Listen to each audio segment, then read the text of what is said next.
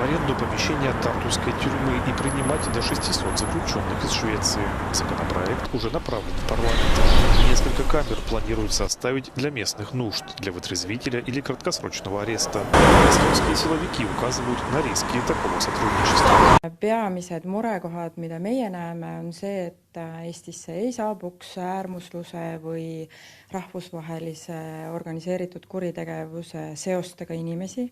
Näeme ka seda, et välisvange võivad hakata külastama isikud, kellel on seoseid äärmusluse või rahvusvahelise organiseeritud kuritegevusega.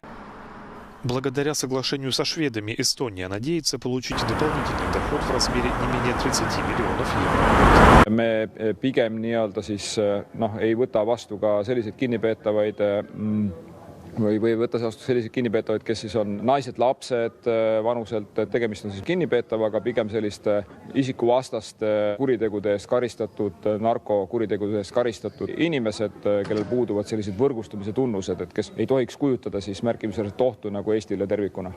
2 года назад число заключенных в Эстонии впервые опустилось ниже отметки в 2000 человек. В Швеции картина совсем иная. Власти хотят ужесточить уголовный кодекс и увеличить тюремные сроки, чтобы обуздать преступность.